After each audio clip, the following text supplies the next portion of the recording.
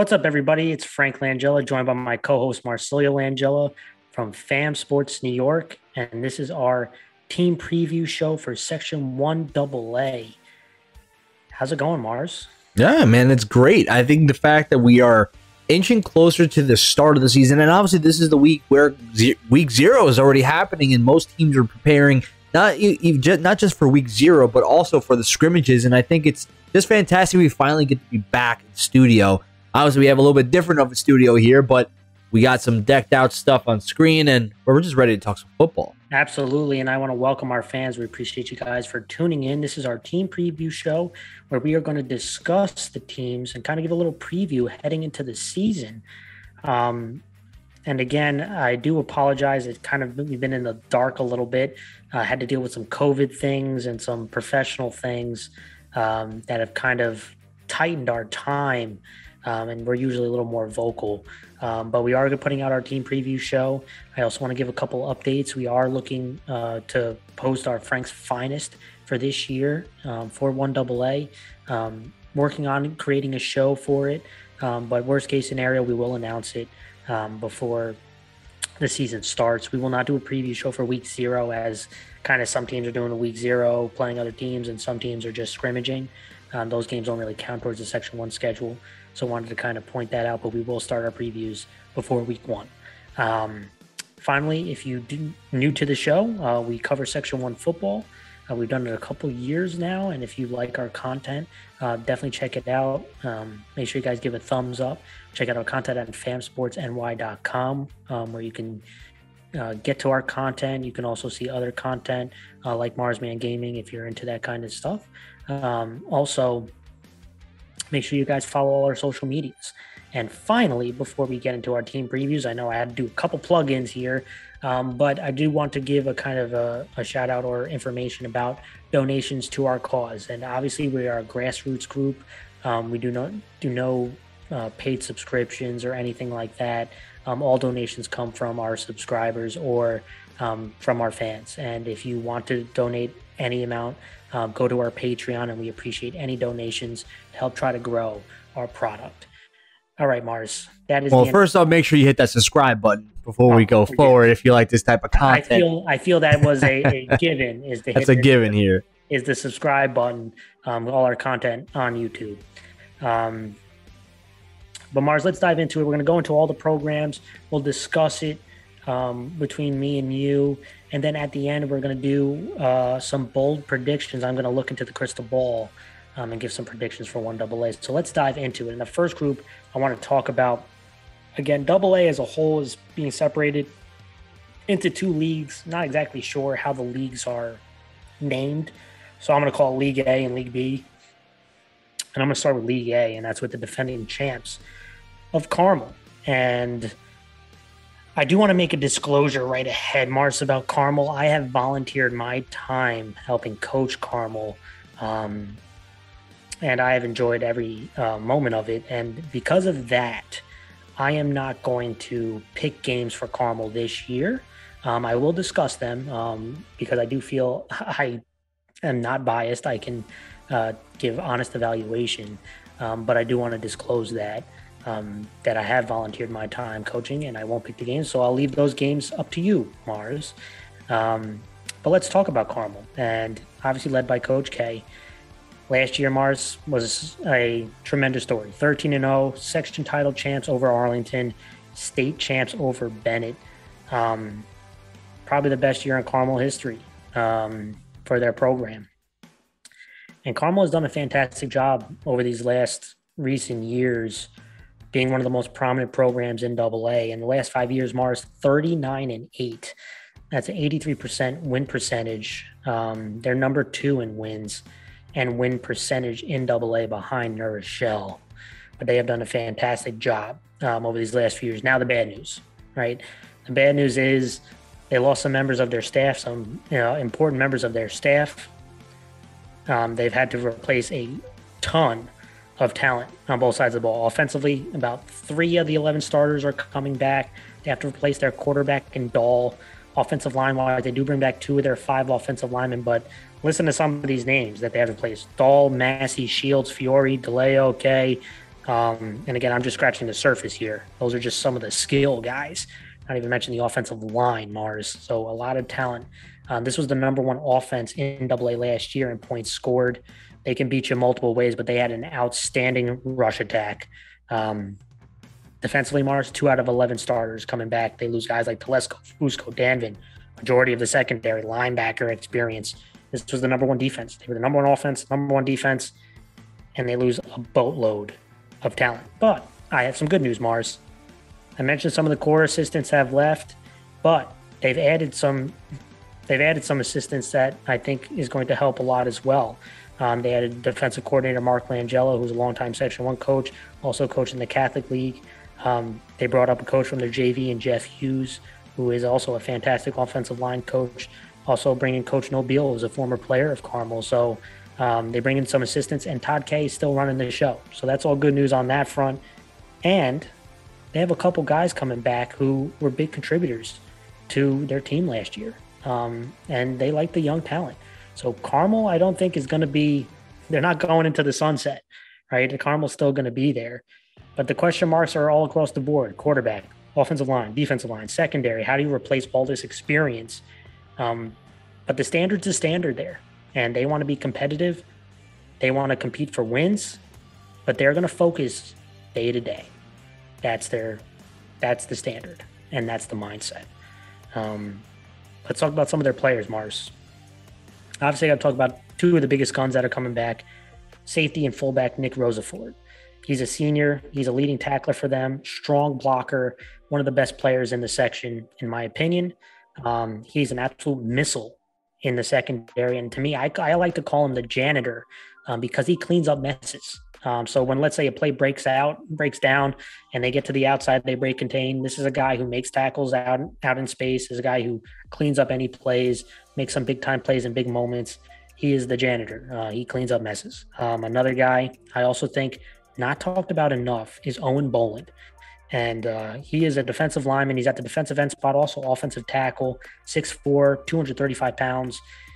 And, we had some, Carmel had some fantastic defensive linemen and offensive linemen. And this is a young man who stood out amongst those great players. So he is a key cog, and he's going to have to be huge for them. Anthony Briante is another one on the offensive line, also competing on the defensive side of the ball. He's another returning player.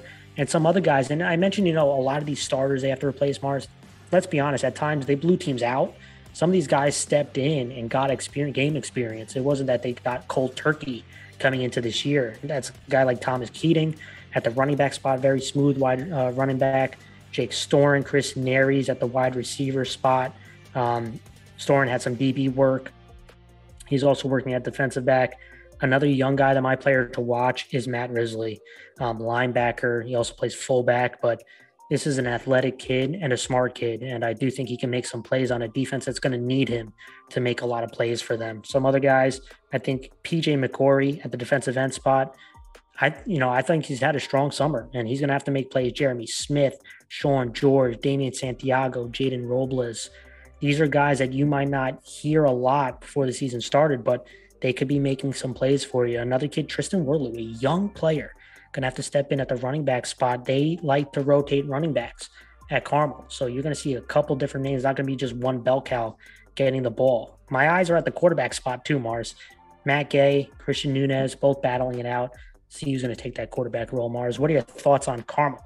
I mean, listen, Carmel is, as like we said in other programs, other classes, when you're a top-level program, even if you do lose talent, and it obviously is a big hit being state title winners and losing a lot of these top-level players, but you're a program that just funnels in more talent continuously. And I think Carmel has a very strong youth program, and obviously the coaching staff is very well-versed. Experience is out of this world with the amount of years combined that all these different coaches have. And obviously, like the new additions are obviously going to just help with that, right? Coach K is obviously a fantastic coach, and he's obviously great by himself. But now he's added even more assistant coaches with a lot of experience that can do that as well. But obviously, it's not just the coaches; it's obviously the kids, right? And I think that when you take a look at like Nick Rosafort and Owen Boland, I mean, they're both fantastic players. I mean, we saw Boland how dominant he can be as a defensive lineman, and he's just a dominant athlete all around. He plays on both sides of the ball. I think he's just a great kid. I mean, we saw him at a lot of different showcases that he did. But at the end of the day, I think when you're looking at these kids, they have a lot of heart, and I think Carmel has that fire. Like, they, even if they won the state title, they still have that mantra that they are the smaller team, right? And essentially, when you look at the population, they are the smaller team. Yeah, they're one of the smallest teams in AA. So by statistics, they aren't supposed to be this top level team, but they are, right? And it has a lot to do with a mixture of obviously the coaching, the kids, just the dedication to the program that the school has. And I think that even if they lose a lot of this talent that they had from the state title win, they still have a lot of people funneling back in. The biggest question is going to be, how do you replace all these kids, right? How do you replace all this star power? But a lot of it's going to have to be from those returning players to really step up their game and become the next veteran presence, because they have talent. They have a lot of young talent. It's just, can they get experience and get leadership from those above them to push them forward? And obviously, coaching, I think, is going to be fine. I think they're going to have a lot of great coaches on staff that are going to do a lot of help here, but it's really going to be up to the kids who really do what is the plan and get it done, right? So I think Carmel has the ability. They just got to execute. Yeah, absolutely. Let's go to the next program, Suffern. Preseason ranked number 4, and they're coached by Dan Muller in his first season, replacing longtime coach Bill Delaney. And last year, Mars 6-3, lost in the semifinals at Carmel. They have 3 straight winning seasons for the first time since before 2004. So really nice streak. Suffern has really stepped up these last few years. Last 5 years are 22-20, but the last 3 years, Mars, 17-6. They've had an impressive run. Offensively, 6 out of 11 starters coming back, have to replace their quarterback in Risco. Offensive line-wise, though, bringing back 3 out of 5, but losing Samson Joseph and Krebs are big losses for this offense. Defensively, also 6 out of 11 starters coming in. They lose Dylan Yang in this year. You know, those are also big-time losses. When I look at the offense going back there, they were 6th out of 18 teams in points scored. And when I spoke to coach, there's a focus right now on utilizing more formations and motions. And they also want to have less penalties and turnovers, which were killer in some big moments for them. Defensively, I mentioned losing some of those guys, but returning 6 out of 11 starters, Mars, this defense was the number 3 defense last year out of 18 schools in points allowed. But they want to create more turnovers and more pressure on the quarterback. When I look at kind of the question mark for this team, Mars, the quarterback spot to me. They have 3 quarterbacks battling it out during camps, obviously during this period before week 1 starts. And, that's going to be the big question. That's going to be the big question. And also, can Suffern continue their streak? When I look at some of the players to watch, the first one that stands out to me is their running back, outside linebacker, Don Dorselli. This is a big kid, strong kid, had to deal with some injuries, but when he played, he was a strong two-way player for them, and he's going to have to be that again this year. Another guy who I really like, I think he's one of the better DBs in this class, Quincy Harris, defensive back and wide receiver, the senior, really smooth hips, can break on the ball, can play corner, can play safety. This is a really talented defensive back, and he's going to have to be a strong two-way player as well. Jack Kelly at the linebacker spot, also at running back. They like the work he's put in. Another strong player, not very tall, but he's thick and he's not afraid. And a couple, Jacob Nags on the offensive line and defensive line this senior. Brady Snell is another guy at the kicking spot. Strong kicker. Could be a college kicker, but he also plays defensive back and wide receiver. He's not just a kicker. He's a football player, and I always love that. Another guy, Logan Lutz at defensive end, linebacker, tight end. Jared Warren, another kind of tight end, defensive end. I'm interested to see what kind of formations Suffern uses this year, mostly out of the spread last year with some Wildcat stuff. But a couple linemen are going to be the key, right? Ben Ryan, Irvin Rankovic to go with Jacob Nags. We're going to see, can that offensive line mold together and be stout for them? Mars, what are your thoughts on Suffern? Yeah, Suffern's been very impressive. I mean, in the past few years, they really just emerged as becoming a very good program year after year, and very tough on the defensive side, and they just are running you over, and they hit you with a lot of speed and a lot of different formations that they can just run the ball with their just high-powered running backs. And obviously, the fact that they lost like people like Samson Joseph and others is obviously going to be tough, right? Though it's always hard to replace top-level talent But they do return 6 out of 11 starters on both sides of the ball based on based on the research that we've done, and I think that is a good sign for them, right? Even the fact that you're returning 3 of the 5 starters on offensive line, that's usually a pretty good sign for your run game when you have experience coming back to help yourself, right? And I think that Suffern is really going to benefit from that. But the big question is losing those top level players. How do you replace them and try to get equal level talent? They do have a lot of talent on their team. The question is just going to be, can those returning players really just keep that momentum going? And I think that's going to be the question for Suffern. I think they can do it. They have shown themselves to be a very successful program, especially in recent years. So I wanted to see if they can keep that going. Yeah, absolutely. Let's go to the next program. And this one kind of surprised me with the preseason rank. And when I mentioned preseason rank, again, I don't know the exact formula they use for this, but this one kind of surprised me. Next one is Arlington, preseason ranked number 5. And it's led by Coach Mamaroneck. Last year, they were 7-4 Morris. They lost to Carmel in the section title game. And because of kind of the way the state title structure was, Section 1 got 2 teams to go in. So they actually lost to Newburgh in the state quarters. So this was the first time that Arlington got to the section title since 2014, and the first time they got to the state tournament in their program history. So obviously a big moment for them. The last 5 years, Mars, they've also done pretty darn good job. They're 30-14, a 68% win percentage. That is number 3 in AA behind Carmel and New Rochelle. So Arlington feels like it's kind of where they're supposed to be, right? They're one of the biggest schools in the program. The program is now kind of matching that. They have had 4 7 or more win seasons over the last 6 years, Mars. Just for context, the previous regime, right, before the 5 years, right, they had 2 7-win seasons over the previous 10 years, right? So you can kind of see that jump up in production. And so you got to give credit to the program that Arlington has built. And when you look offensively, Mars, they're returning 6 out of 11 starters. They're returning their quarterback. But on the offensive line, only 1 out of 5 offensive linemen returning. So they're losing their offensive lineman Weathers, and they're losing their fullback Nieves, who was really good for them, and their wide receiver Griffin. This offense was 7 out of 18 in points scored. Really strong rush attack, but what they want is a more balanced attack, more efficiency in the passing game. Defensively, more 7 of 11 starters returning.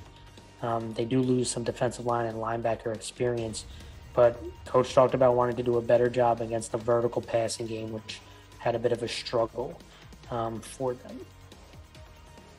When I look at the question mark for this team is going to have size, Mars. They're probably going to be one of the biggest teams in the class, size-wise, which they usually are, but I'm expecting them to be big again. But the lack of O-line experience is going to be interesting.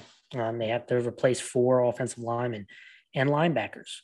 That's going to be another one. But their goal is to win a Section 1 title. And in my opinion, I think they're one of the favorites. They should be one of the favorites. And I think over the next 2 years is a big moment for them. I do think that there is some pressure there. And I know I've read some articles on Arlington. They're all saying the right things, right? Like, hey, we haven't accomplished anything yet. Our focus is on week to week. Focus is on the now.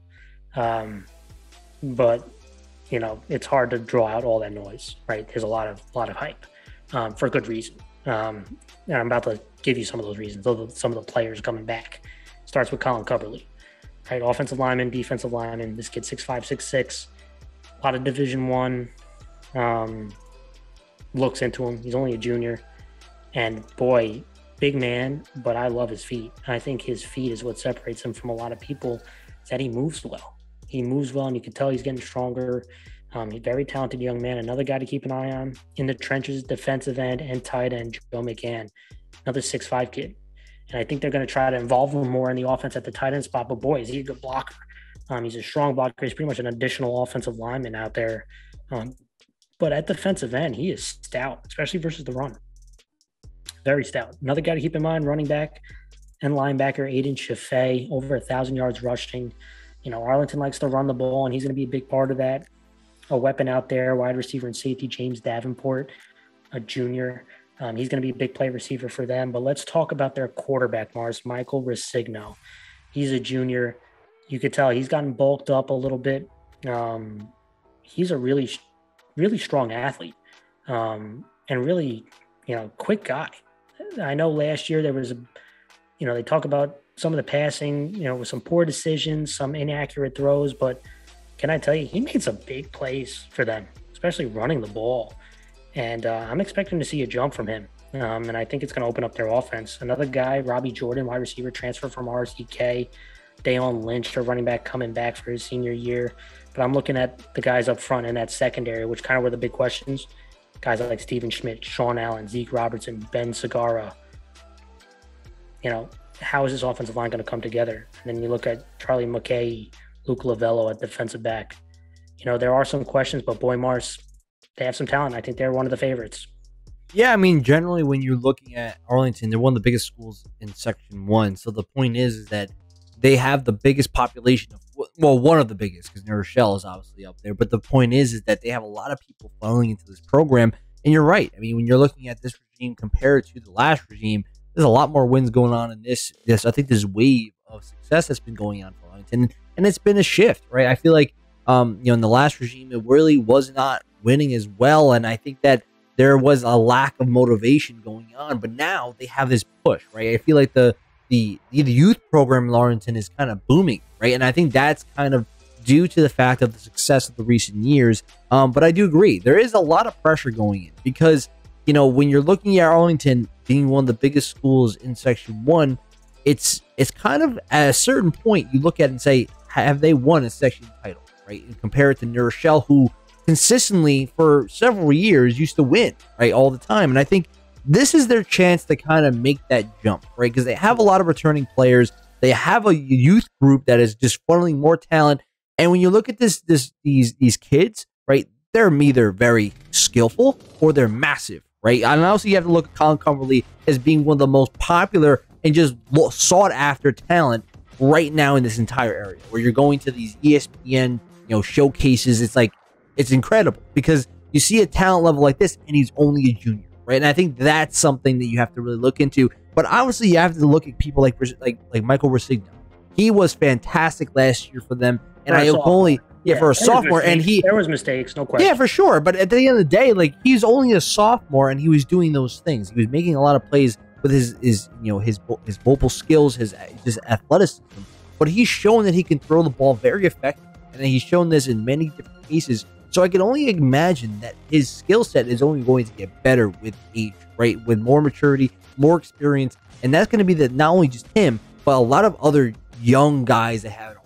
So I agree with you. I think these 2 years, is going to be the time that Arlington makes the jump.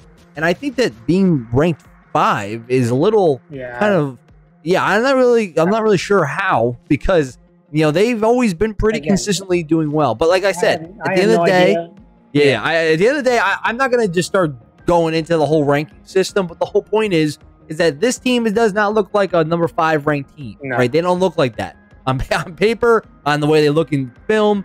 They look better than that, and I think they are a favorite. I think they are a team that is going to compete. Yeah, and you talk about the jumps, and real quick before I get to the next program, when we talk about before these past 5 years, right? It just felt like it was up and down, up and down, up and down. And now you're seeing, hey, this is a continuating path forward. And, in the beginning, you saw them winning a bunch of games, but getting to the semis and losing, right? Or losing in the first round. Now you say, okay, we made it to the section title, first time in 8 years. Now that next jump is what, right? Getting back there and winning it, right? And there's no doubt about it. That definitely is the goal. Let's get to the next program. RC Ketchum, Mars, number 8 preseason ranked, coached by Brian Hogan. Last year they were 3-6. They did not make the playoffs. The last 5 years they're 18-23. When you look at offensively, Mars, this last year they were the number 8 offense out of 18 schools. I thought they had a strong rush attack. I thought this was a pretty solid offensive unit. I spoke to Coach about coming into this year offensively. The focus is on the run game, especially with the youth that they have, and they're going to have to replace a lot of guys offensively, Mars. 2 out of 11 starters returning. Had to replace their quarterback. But offensive line-wise, 2 out of the 5 are coming back. They lost guys like Camacho and Owens are their big losses on their offense. Defensively, 1 out of 11 starters. I mean, this is going to be a whole new defensive unit. But they do have a couple defensive linemen with some experience, which will help.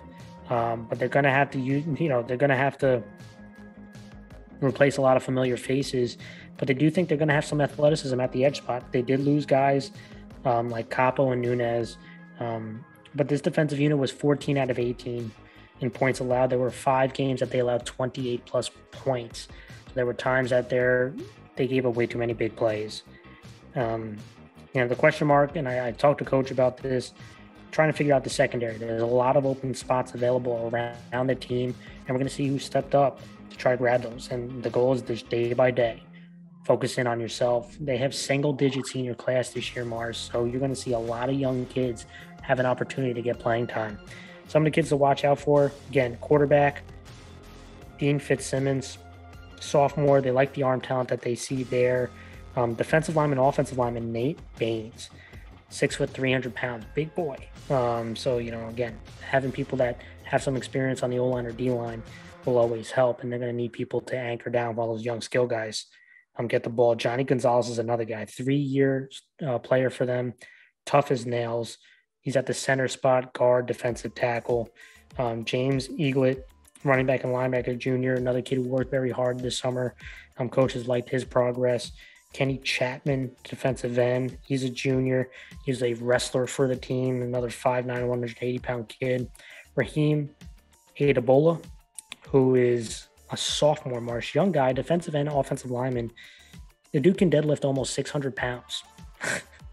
I mean, this guy can move those weights. And James Antonelli, the senior, running back and linebacker, downhill kid. And they need to look at, they had Owens, who was a downhill runner, and then some speedsters on the outside. They're going to need someone who can be that downhill runner for them, Mars. What are your thoughts on RCK? Yeah, RCK seems like a kind of a question mark. I feel like they have so many young people that have to step in. It's going to be a tough thing to kind of just show up and kind of just set things in the right course automatically, but it's going to be dependent on really these young guys to kind of push that forward, whether it's going to be controlling the offensive line. I mean, because at the end of the day, you look at their offensive line, they're getting 2 of the 5 starters are all returning, which is a good thing to see, but it's going to have to be, a little bit at a time. I feel like RCK is going to be one of those teams that gets better as the season progresses, because these young, if it's mainly young guys on the squad, then they're going to have more experience as weeks go on, and they may get better by mid-season just because they just have so much young players, young talent. I think it's going to depend on how much progress this young team gets in the start of the season all the way to the end. So I think that RCK has some ability. I just think it's going to depend on how well this young group progresses. Yeah, absolutely. Let's go to the next team. And the next team is North Rockland. And North Rockland, preseason ranked number 9. Again, I'm not exactly sure how the preseason rankings work, but they're coached by James Hickey in his first season, replacing longtime coach Lynch. Last year, they were 5-4. They did not make the playoffs.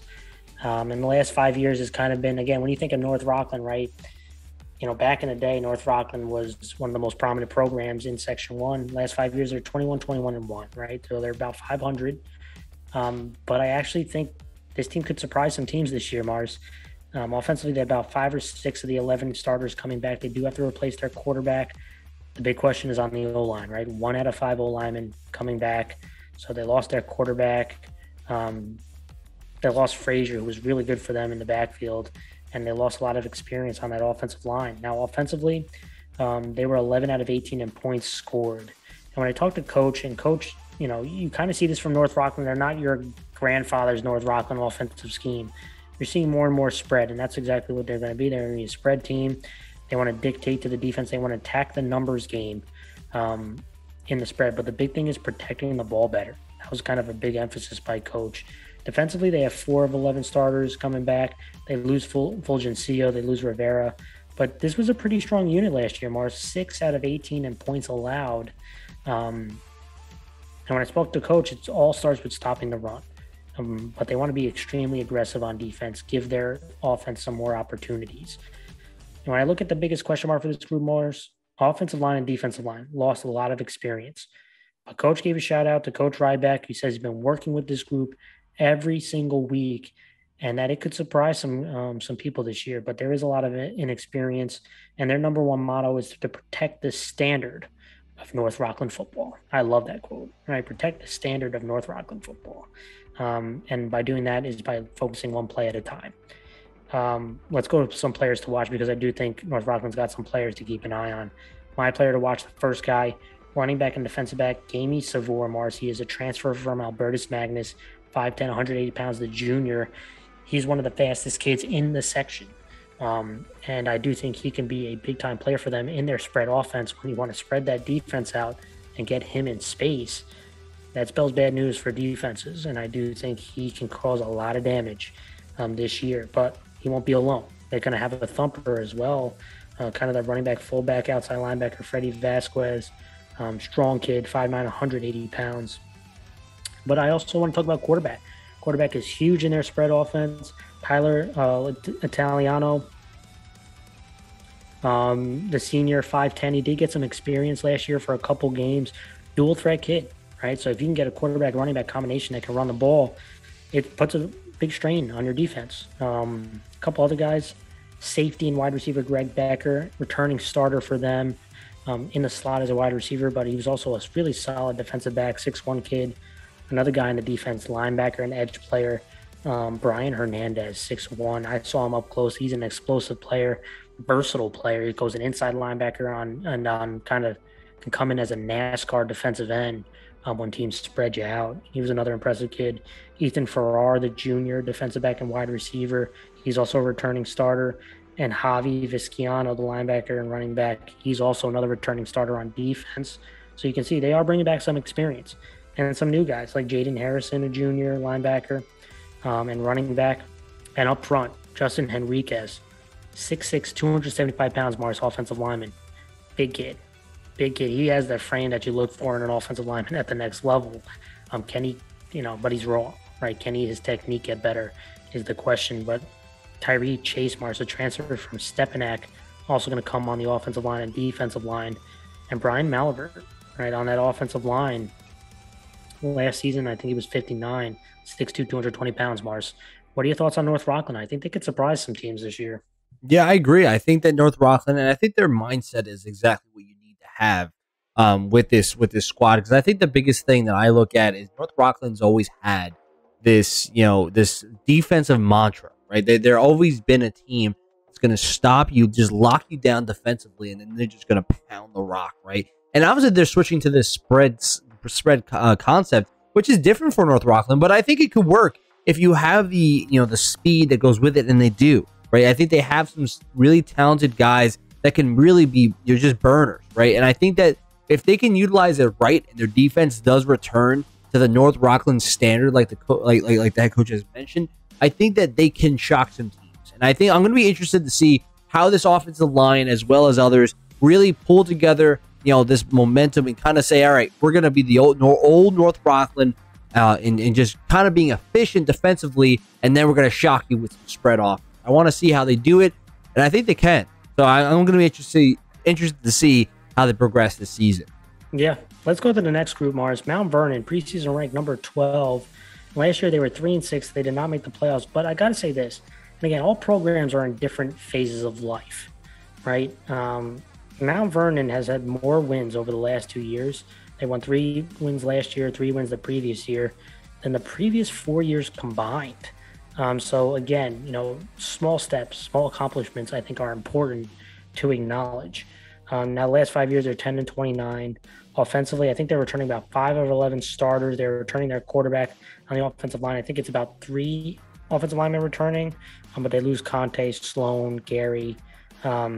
And offensively, it was inconsistent. They were 15 out of 18 in points scored. Defensively, I think it's similar. I think it's about 5 out of the 11 starters coming back. And defensively, they were 13 out of 18 in points allowed. My biggest question mark for this group, the running back spot. I thought they had some solid running plays last year.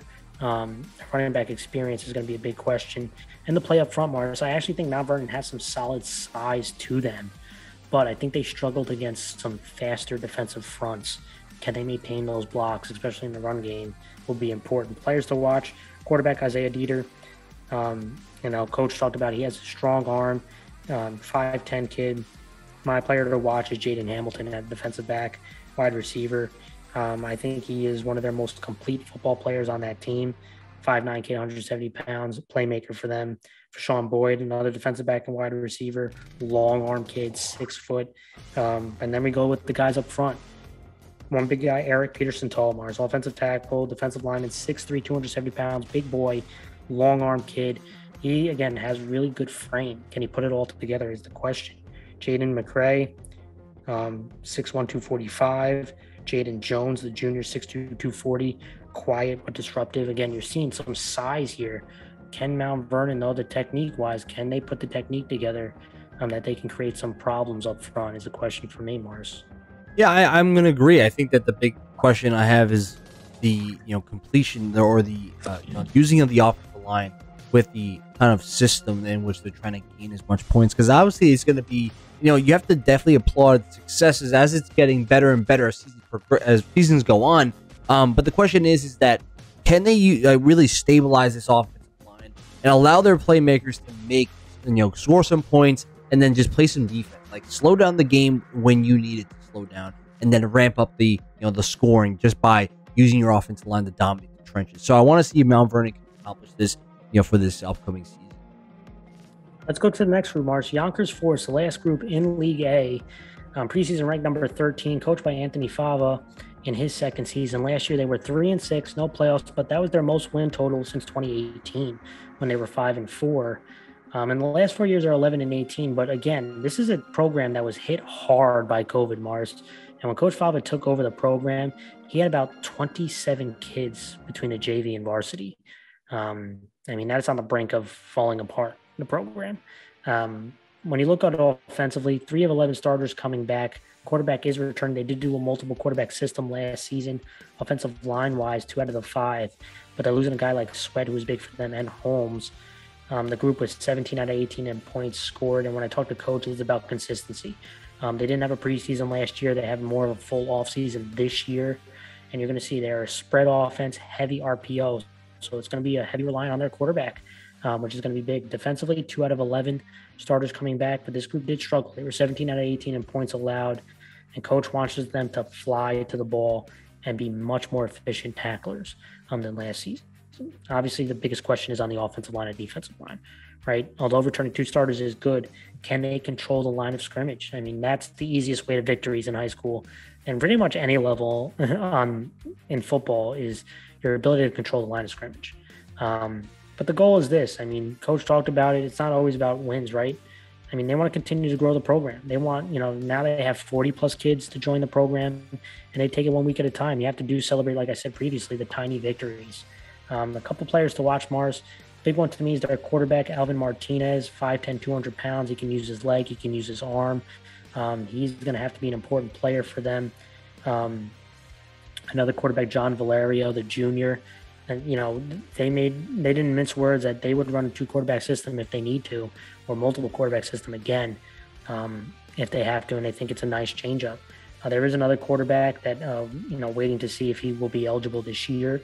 And so I won't dive into that right now. But a wide receiver, Angel Aquino, the junior from the JV, he's been a very reliable target for this offense. Another wide receiver, Josh Ennis, the senior, he was injured last year. He's had a very strong summer that coaches have talked about. They have liked the work that he's put in. And finally, a strong safety, Ben Stevens, the junior, 6'1" kid, solidly built. He's going to have to be a playmaker on the back end for them, Mars. What are your thoughts? Yeah, I feel like when you're looking at this team, I feel that obviously getting hit last year with obviously a lot of issues with COVID, but they're starting to kind of regain a lot of that population in their squad that they really kind of stabilize the program. And I think that's always step one, right? Let's get back to setting this on the right course, and then a lot of things will kind of work itself out. And essentially, I think the big thing that we have to look at for this upcoming season is going to be how well does this offensive line really go. How they do going forward, and how much can that really contribute to this offense? Because obviously, when you're looking at from the defensive point of view, I think, in my opinion, that would be the most important, because they were 17 out of the 18 on points allowed. I really think that would be the priority, because then it kind of opens up a lot more other things for this team to be able to score more points and at least control the pace, right? I think that obviously being a more spread team is going to be important, but obviously if you just give up a lot of points, it's not going to really help in the long run. So I think the priority is trying to own the trenches, allow for your playmakers to make plays, and I think they'll be good. Yeah. All right, that was it for League A, Mars. Let's move to League B. And the first group I want to talk about is New Rochelle. They are preseason ranked number 2, coached by Coach Ray Rett in his 3rd season. Last year, Mars 7-2, lost in the semifinals to Arlington. And I have to say a couple of things, Mars, and you can chime in on this. There's a lot of talk about, New Rochelle on where they are, and we kind of mentioned this last year. And coming again into this year, they're talking about is New Rochelle, what path are they taking? And we don't know the future, but I'm going to say this: the last 5 years, Mars, they are 46-6. Okay, that's an 88% win percentage. Okay, that's number 1. It's number 1 in AA, and including even the last 3 years. I know people are going to say, they're talking about 4 or 5 years from ago. No, in the last 3 years, Mars, they're 25-3. Okay. 3 years ago, they won the state title. 2 years ago, it was COVID season where they went 5-1. And last year, they were 7-2, lost in the semis to Arlington. They didn't have their starting quarterback. And I'm not an excuse maker, but there's some reality that needs to be brought back in that, like, New Rochelle is not dead, right? Again, where New Rochelle goes, I'm not sure, but they're not dead. But they do have to replace a lot of guys from last year. And that's what they usually have to do, right? On offense, they have 3 of 11 starters coming back. Their quarterback is coming back, which is really important. But the offensive line, this is going to be a big one, right? 1 out of 5 linemen coming back on the offensive side of the ball. And they lost guys like Tuck, who was huge for them, Santiago, Andrews, Gagliardo on the offensive line. This was the number 4 offense in points scored. When I spoke to coach, they have a lot of confidence in their quarterback. They love the work that he's put in, but they still do want to run the ball. But they are going to utilize their skill guys, and they're going to go into the spread a little bit more, and they're going to use the passing attack more often than probably teams originally think when they think about New Rochelle. Defensively, 2 out of 11 starters are coming back. Again, you lose Tuck, you lose Clark. This was the number 2 defense out of 18 schools in AA. Again, they're going to be very young, coach talks about, but they want to fly around to the ball, tackle, make their presence felt. And they're not going to be very experienced, so again, if they could do the little things, it would be really big. The question mark that coach mentioned to me was interesting. Can they hold up in the front 7, especially against heavy run football teams? So that's kind of going to be the big question. And the goals are simple. Accountability. Can we hold each other accountable to meet the New Rochelle standard? And again, we mentioned before the North Rockland standard. And here and before that, the Carmel standard. And here is the Neuro standard. You're seeing these are standards of long winning programs, and they have to, it's the constant message is to keep that standard, right? Don't lose sight of that. And I thought that was important. Some players to watch. Let's talk about them. Quarterback Austin Luzzy, to me, is the first one. We have to mention the senior, 6'4", 185 pounds. This is another kid. When he is decisive, Mars, he can sling it as good as anybody. And he has a good, a good throwing motion. It's compact. I've seen some clips of the summer. He looks to be even more refined. I can imagine why they're excited about him, because this young man can sling it. Another kid I want to give a shout out to, defensive lineman, offensive lineman, Deshaun Benitez, 6 foot, 290 pounds. He's going to have to be an anchor on both sides of the ball. Very on the inside of defensive tackle, he is hard to move because he has a lot of strength and he is a big boy. But he's going to have to be an anchor on both sides of the ball. Is going to be very important. Another guy, my player to watch, and someone that they have been raving about, Mars, Raiden Davis, running back and cornerback. He's a junior. He's had a very good offseason, and he is shifty. I actually think he's a very, very solid corner. He has very fluid hips and breaks pretty well. But at the running back spot, he is shifty, and he is fast. And we have seen that before in New Rochelle. So he is someone that they rave. But a couple other guys, Taylor Rhett, defensive end and tight end, the junior. Corey Dawson's the junior. He's a wide receiver in DB. Restafarvi Anderson, a junior. He's a wide receiver. Edwin Barrios on the offensive line. He's a senior. And Jamal Jones, another big boy on that offensive line, number 77. He is also a senior. I mean, some names that you might not have heard of, some names that are familiar, but New Rochelle's New Rochelle. I'm expecting them to be there in the end, be competitive in the end, and they're going to be fast. Yeah, I mean, the fact that when anyone says that New Rochelle is falling off or anything, and I said this last year. I mean, I don't see New Rochelle falling off anytime soon because they are a program that, as you mentioned, the most winningest, highest percentage winningest program in all of Section 1. And even if you're looking at the most past 3 years, they are 25-3. So it's not like they are just losing all the time either. And even if they're losing talent or they're losing players because they're moving on, they're graduating, everything, you're still funneling in more talent, right? And New Rochelle always has talent packed in. Even if they're losing, they're only having 3 of the 11 starters on offense, 2 of the 11 on defense. You're still getting a plethora of people that can step in and play big time, right? I think that's the big thing that a lot of people don't understand, or they just want to bloviate and say, "Oh, it's different New Rochelle." Like, no, this New Rochelle program is stable and it's rocking. So the biggest thing I think is going to be about this offensive line, and I do agree. I think Coach Red is kind of hits it on the head that it's about size, right? How can they compare to some other teams, like Arlington, like Carmel, that could like to run the ball? And I mean, now granted, Arlington's probably more often the team that you're looking at as a stereotypical run downhill type of team. North Rockland used to be like I'm not saying Carmel's not, but Carmel I've seen throw a lot of different stuff at you. And I think Carmel, in especially the state title run, they were just running it down your throat. And I feel like that is a good question to see. Hey, can New Rochelle stand up against these teams that are prioritizing the downhill runs? Because they always do that. Now, the question is, can they do that this year? That is the biggest concern, I guess. But New Rochelle's defense is usually always top-notch. And even last year, they've always proven it to be as well, being the second out of all the teams in points allowed. They were a top-level defense last year, and it's going to be dependent as well as the fact that they need to rely on guys like Deshaun Benitez, who is an anchor, as you mentioned. He's an anchor on the defensive line, but he needs to now carry that on the offensive side as well, because we've seen him live. We've seen what he could do. He's got a good explosion. He's hard to move at all, but he's got good hands. I think that is something that you have to give the kid a lot of credit for. Big guys sometimes are just bull rushers, but this guy can move. He has good hands. He has a lot of moves in his pocket, so I think he can make a lot of plays. And obviously, Austin Luzzy is just a dude. Like he can sling the rock, and he has some really talented arm.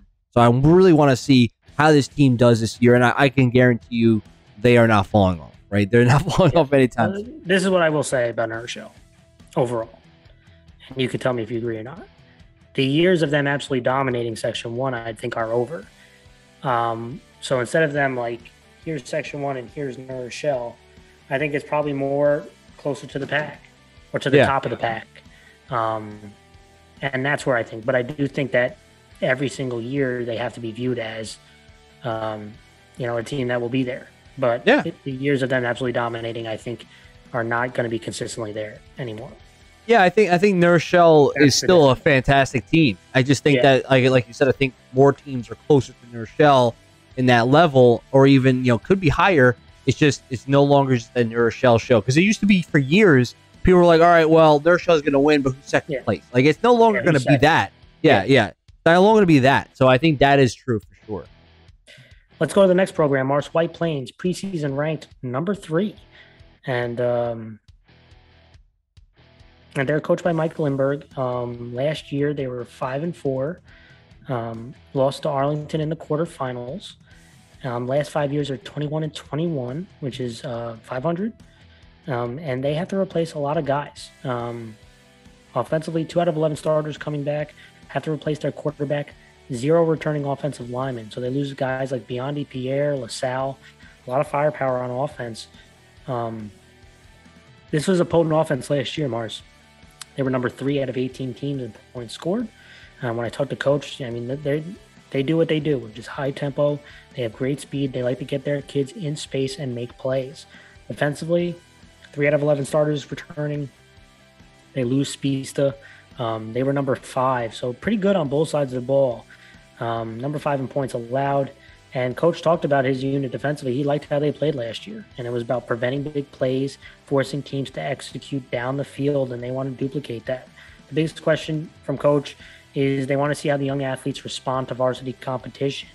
They want to continue to be a team that nobody wants to play, but you got to focus on the here and now, week to week.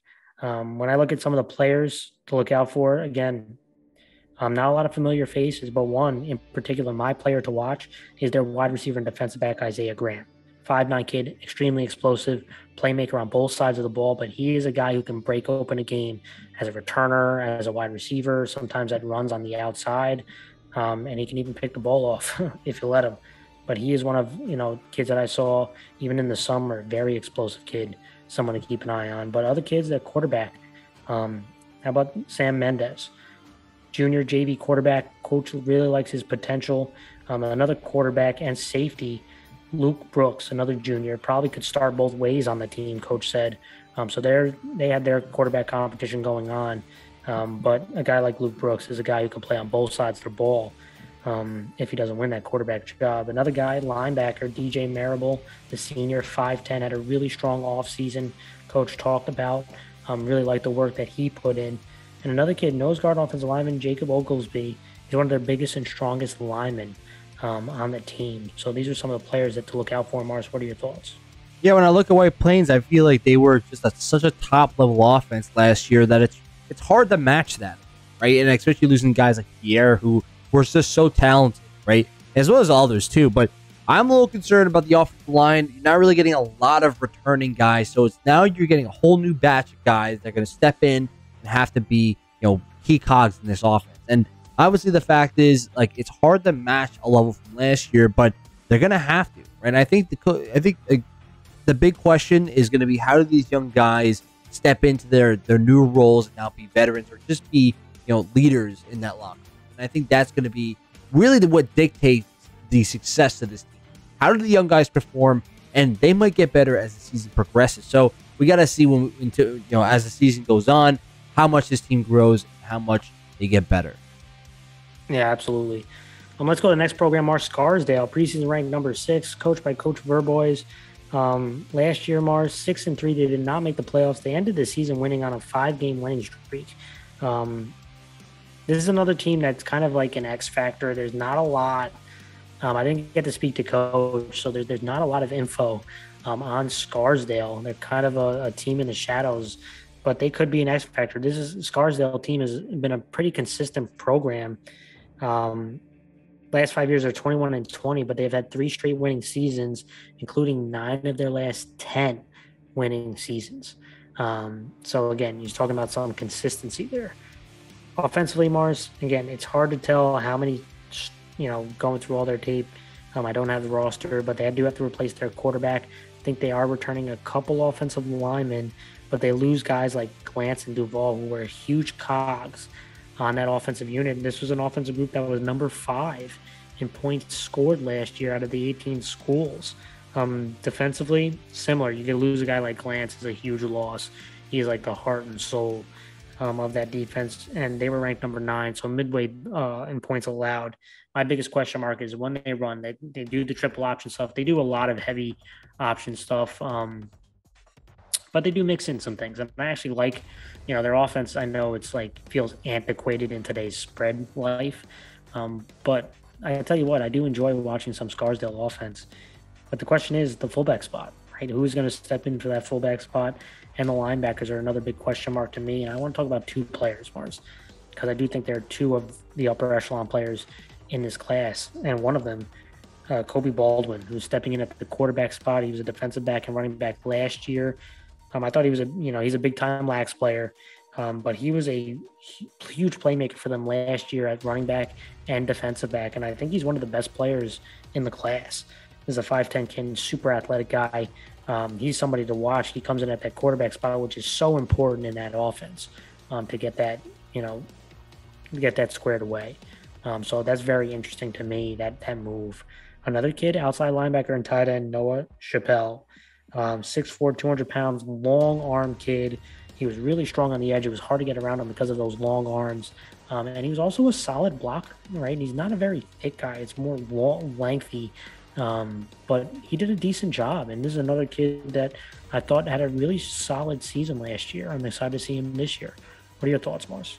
Yeah, I mean, when you look at Scarsdale, I feel like they are pretty big question mark. I mean, I think they've been very consistent on how they perform every year. The big question I have is, the fact that they have to be efficient in their offense, right? You feel like if you have any negative plays whatsoever, it really can cause a lot of issues going forward. But I don't really see them having a lot of negative plays because of guys like Colby Baldwin, who is just a spectacular athlete. And I think that he, as well as others that are going to be on this team, are going to have to really make big plays for them.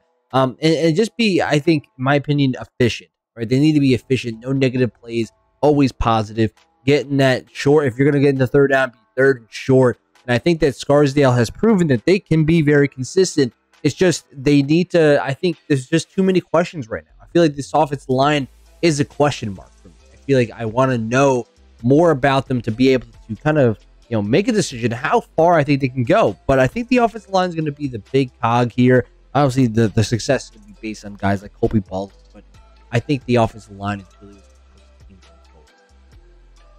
Let's go to the next program, Mars. John Jay East Fishkill, preseason ranked number 7, and they're coached by Jim Cancellari, who is replacing longtime coach O'Hare, who had a lot of success over at John Jay East Fishkill. But they're also bringing back famous longtime coach, Section 1, Coach Walsh. Is coming back as offensive coordinator. So interesting dynamic, Mars. Last year they were 4-5. They missed the playoffs. And the last time that they were under 500, Mars, was 18 years ago in 2004. So not a very unusual season for John Jay, who's been one of the most prominent programs in AA. In the last 5 years, Mars, still, even with being under 500 last year, 28-14, which is a 67 win percentage. They are number 4 in AA in wins and win percentage behind New Rochelle, Carmel, and Arlington. When you look at their players coming back, they were very young last year. Offensively, they're returning about 5 or 6 of the 11 starters. They are returning their quarterback. And on the offensive line, 3 out of the 5, but they lose guys like Mason Payton and Gallagher, who decided not to play football anymore, which are big losses. Now, the group, there wasn't consistencies on the offense. They were 13 out of 18 in points scored. And when I talked to coach about the identity, this is not your grandfather's John Jay East Fishkill. And we've kind of seen this over the last couple of years, but they are going into the air raid. They have a lot of skill guys. They want to take advantage of those skill guys and of their quarterback, but they are going to sprinkle in some of the old John Jay East Fishkill schemes, but expect to see a heavy dose of the spread in the air raid this year. Defensively, Mars, they're returning 8 of 11 starters. They do lose Payton and Gallagher, like I mentioned, but all 4 defensive lineman starters are back. And coach talked about the need to be sturdier up front, and they need to find some depth quickly. A big question mark is obviously a lot of new kids are going to be on the perimeter. I think 2 out of the 4 wide receivers are back. Can they gel together? And to me, a big one is pass pro, right? If they're going into the air raid, you're going into the spread, you need good pass protection. So my question is, can the offensive line do that? But they want to, I can imagine, they want to get back to the winning record and back to John Jay East Fishkill standard. Some of the players to watch, my big player to watch for this group is their quarterback, Brady Feliciano, the junior. This kid, again, you go into an air raid spread, you need your quarterback to be very efficient and very explosive. And this is a dual threat kid, 6 foot, 190 pounds. He was at the running back and wide receiver spot last year, and on defense, moves to the quarterback spot. Another kid, quarterback from last year, Jade Vanderoff, could move to wide receiver. He's another guy who can be another weapon out there for them. And another guy they're very excited about, Dante Mandiel, wide receiver and defensive back. He returned to football. He is a dynamic athlete. They're very excited about him, the senior. Another kid, Martin Martini, he kind of is that tight end, wide receiver, and defensive end. He's going to have to be a strong two-way player for them. 6'1" kid, kind of a possession receiver, but he's got to be an anchor on defense, and he could be a big target for them as well. Then we have some guys on defense at the linebacker spot. Finn Vanderstuff, he linebacker and guard, the junior, 6 foot, 218 pounds.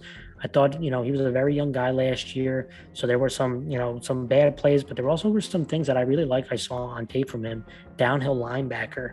And Noah Crouch, who was one of their leading tacklers also at the linebacker spot, the junior, 5'10", 165 pounds, kind of like that sideline-to-sideline guy, made a huge tackle to win against their rival RCK last year. Joe Torres is another guy at center defensive end. Arthur Maselli, another returning guy at offensive tackle and defensive tackle, and Robert Macia, on the offensive line. And again, these are not huge, towering guys. Mercia is pretty big, but like East Fishkill used to have those towering giants. They're not really little, but there's some thick guys, and they got to be strong up front. Finally, Nick Baez played soccer for John Jay's Fishkill, coming out for the football team. He's another wide receiver. Mars, what are your thoughts?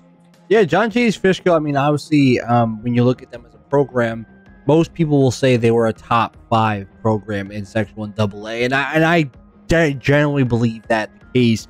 I think obviously it's going to be a change of hats, so I think that you're getting a whole new program or a whole new scheme, and this is a different scheme for East Fishkill. They've never really been an air raid team. They usually, because the size of the linemen that they always get, it seems that they were just perfect for the downhill running scheme. But obviously, again, Coach Walsh is going to be making his return as well, which is going to be a kind of a momentum boost for this program. But obviously, being an air raid team, I think that you really do need to rely on your quarterback, and obviously Brady Feliciano is going to have to really be consistent. I think that is going to be what drives this team going forward. And I also think that this team was a very young team, last year, and I think that this is going to at least give them, because they have a lot of returning guys on the defensive side and offensive side. So I think they have the ability to make some splashes this year, as long as their schemes are consistent and they actually are executing their plans going forward, especially with the help of their offensive line with 3 of the 5 starters coming back. Yeah, absolutely. Let's go to the next program, Mars. Mamaroneck, preseason ranked number 10, coached by Anthony Vitti. Last year they were 6-3. They lost to Suffern in the quarterfinals, and it was their best record since 2018. Obviously, the last 5 years they're 18-23. Offensively, Mars, they are returning 7 of their 11 starters. They are returning their quarterback and 3 out of the 5 offensive linemen, but they do lose guys like Dutton and Sommer. This was the number 2 offense last year, Mars, in points scored. When I talked to Coach, he wants to be better in the red zone. They at times struggled to finish drives, hit a lot of big plays, but struggled to finish drives in the red zone. Need to get better on that.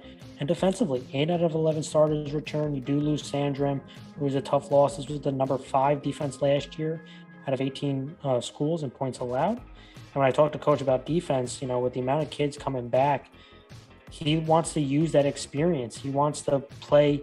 He wants the kids to play with some higher IQ, football IQ, and to be more comfortable in their defensive scheme. The biggest question to me, and I talk about this with Coach, is developing depth on that offensive line and defensive line. And the goal is simple. They want to focus on the moment. They can't think about down the line, about a championship or a big playoff run. Have to focus in on the moment. But I can't lie to you, Mars. Mamaroneck is an interesting team to me. And a couple of the guys to focus on, let's start with their quarterback, Jason Cox, 5'10", 165 pounds, dual threat kid who has a slingshot of an arm. Really solid throwing on the move. And there were at times he made some real electric plays for his team last year, and he's going to be a big guy coming back for them. But my player to watch, running back and linebacker, Damari Hamilton, Mars, the senior, 5'9", 175 pounds, had over 1,000 yards rushing last year. I saw him up close and personal at the showcase.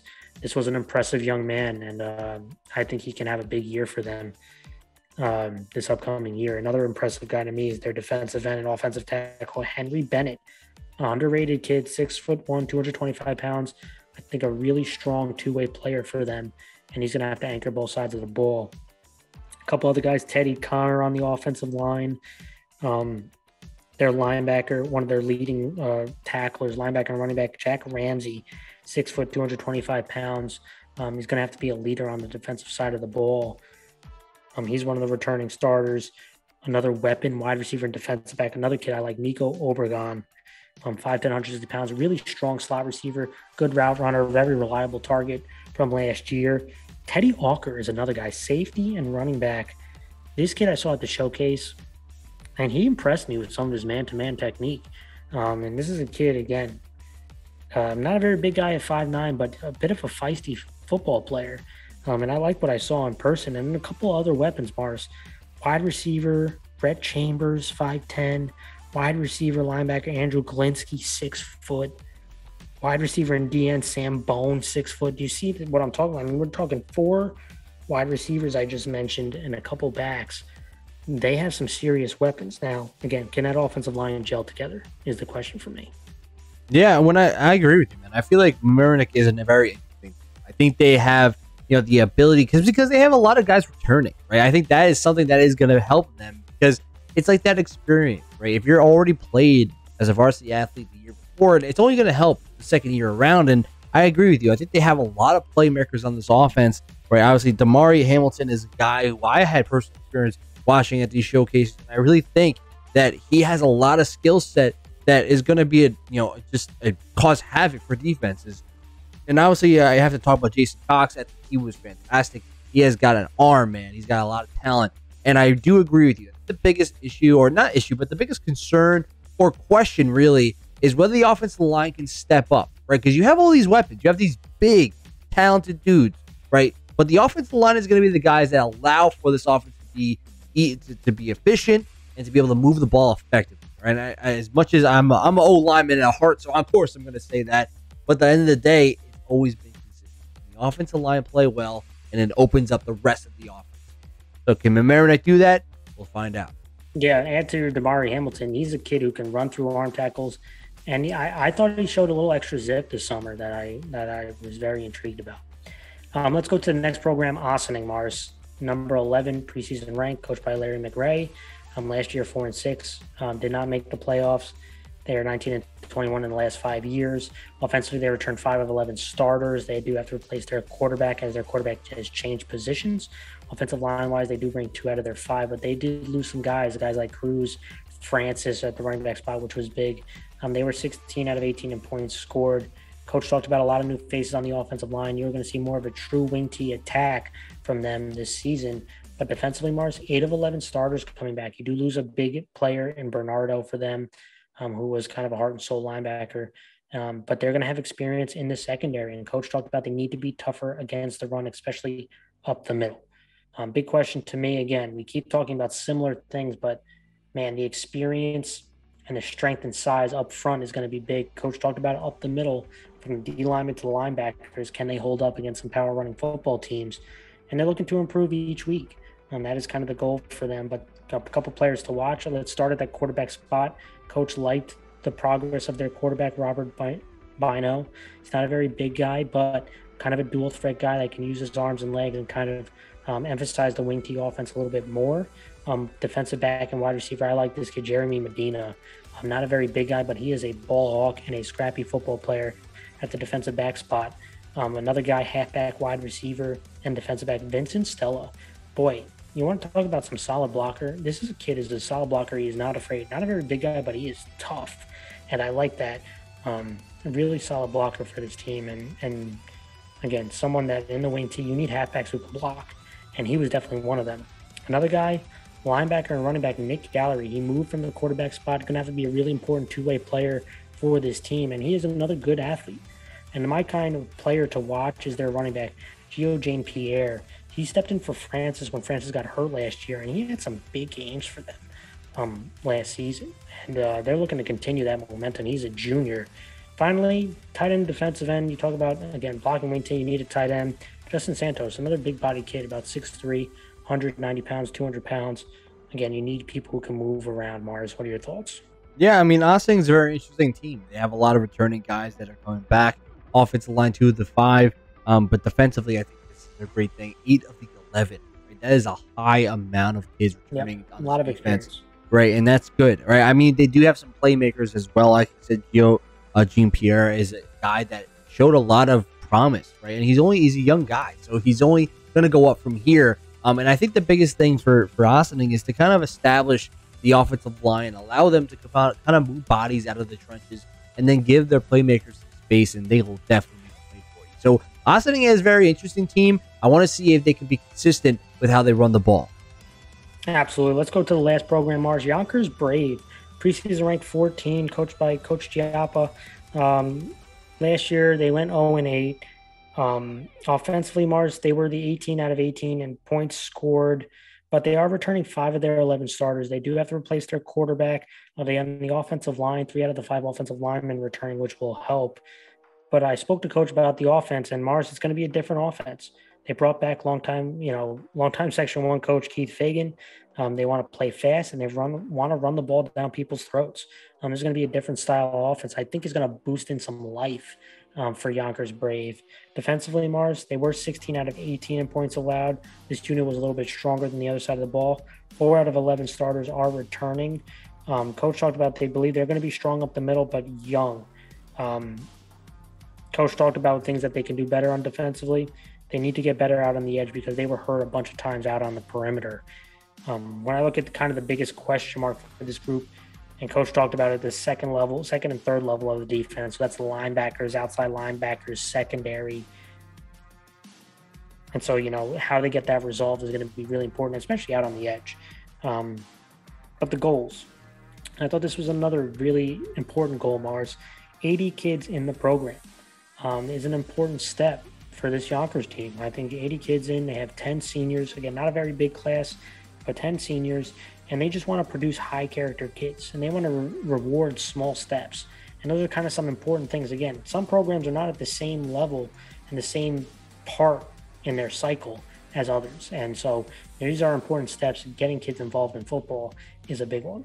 Some players to watch, Mars, before we close this out. The quarterback battle, right? They have a couple of quarterbacks battling it out. One is Edmund Kane, who's a junior, and Noah Elkers, both battling out. I'm interested to see if they're both going to get playing time or if one of them beat the other out in camp. So that's going to be interesting to me. Another interesting kid, wide receiver and strong safety, Anthony Lazo, transfer from Kennedy Catholic over there. He's going to be a playmaker for them. Going to have to on both sides of the ball. Running back and linebacker Arturo Olmego is somebody that coach has brought up as they like the work that he's put in this offseason. And my player to watch, Mars, defensive tackle and offensive tackle, Jaden Rush, the sophomore. This kid's got some zip to him. He's got some explosiveness to him. He's got kind of a nose for the football. I'm excited to see him play. Young football player, but I think he can make some big plays for this team. Yeah, I think Brave has, I think one of the biggest steps for any program is to establish a population of kids that are looking to improve the program in general, or just have fun and just play football. And the fact that Brave has 80 plus people in their program that's a great thing, right? I think that gives them a lot more ability to kind of, open up their schemes, right? Try to play around with different players. And I think the biggest thing, the first step is about their offensive line. I say this for almost every team, essentially, but it's true, right? The offensive line is what sets everything straight. It sets the run game. I'm an offensive lineman guy. I mean, at the end of the day, the offensive line is going to set everything in motion. And I think that's the key thing, right? Try to make sure that they can set the trenches and allow for things to kind of open up for the rest of the skill players. So if they could do that, then I think they're going to be great. Big question is a quarterback spot too. Exactly. To see who's going to be leading that offense going forward.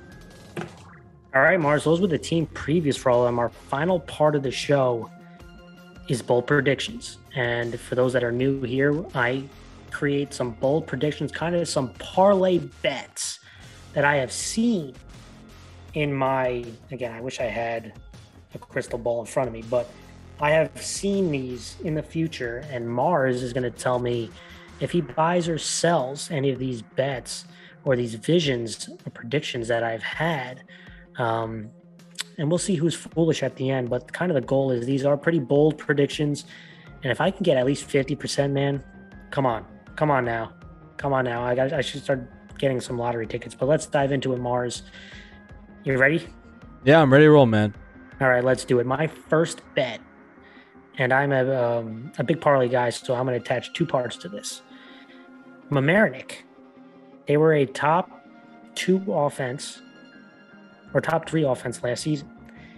This year, they will be top 2 offense in points scored in the regular season in AA, and they will also win a playoff game this year. Mars, are you buying or selling? I'm gonna sell. I think I'm gonna sell. I think they'll have a good offense. I don't think they'll be a top 2. I think they'll be a top 4, right? And I think they will win a playoff game. I just don't think they'll be a top 2 offense. Interesting. Here's my next one, Mars. 2 teams who missed the playoffs last season will make it this season. And those 2 teams are John Jay East Fishkill and North Rockland. You buying or selling?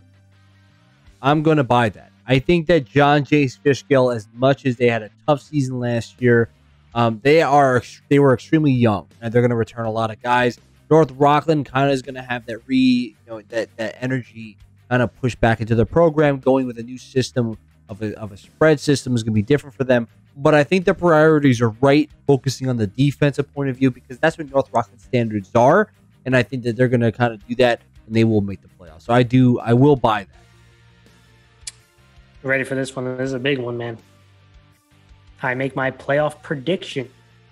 And I am assuming that 4 teams are coming out in each league. So if that doesn't happen and they change the playoff setup, then this one's kind of screwed. But my 4 playoff teams on each side: New Rochelle, Mamaroneck, John J. East Fishkill, and Scarsdale. And on the other side, Arlington, Carmel, Suffern, and North Rockland. Have I foreseen the playoff picture in AA? I'm going to sell. I'm not going to say which team I think is not going to make it. I just think that you just need one of them to win. I just need one, and I think that's a hard thing to do if I hit match this one, all this, playoff teams. That'd be impressive, but I don't think you're going to do it. Nostradamus or Frankadamus, I don't know what he would call it, but if I hit this, I have foreseen it. Finally, Mars, the last one. I mentioned in my previous bet or vision that Arlington, Carmel, Suffern, and North Rockland would make the playoffs. So my last parlay bet: 3 teams out of Arlington, Carmel, Suffern, and North Rockland will make the Final 4. Buy or sell? Come on, I want to place your bet on that parlay. My vision, man. The crystal ball, I seen it. I'm going to sell that. I'm going to sell that one. I'm not going to tell you what teams, but I will say I think 2 of them will make Final 4, but I don't think 3 of them. So I think there's 2 of them you might be spot on, but I don't think 3 of them. So we'll find out. We'll find out which. We will find out, and we will allow the audience let us know. Put that in the comments below. Tell us who do you think. Which one you buying or selling of my visions, and how much you think Frank is full of it, and say how right I am. Put that in the comments below as well. Yeah, all right. But that's the show, everyone. Thank you guys so much for joining in.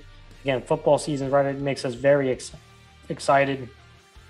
We look forward to, again, doing more content for you guys. Have a great rest of your night, guys.